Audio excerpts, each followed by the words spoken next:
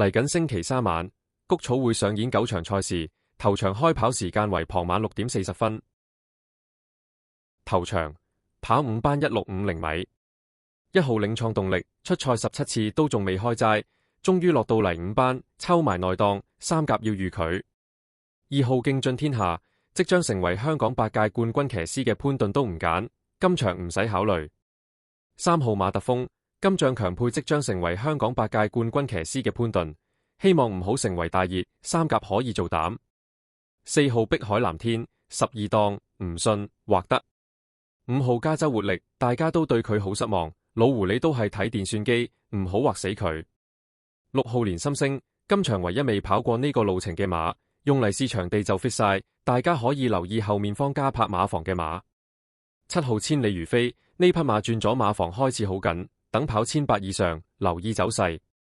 8號紅中烈馬呢次俾佢等到個好檔位，用埋田泰安半冷係呢隻。9號英雄本色或得。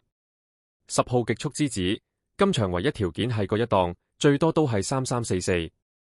11號金德義估唔到越跑越差，跑1650都係或得。12號無敵精英休息咗咁耐，呢個評分隨時可以去馬，今場可作2重彩膽。今場策略係3號或者12號做膽，拖1號、5號、8號。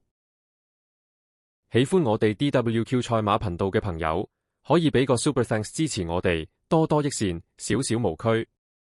多謝收聽，請訂閱、分享、讚好及留言。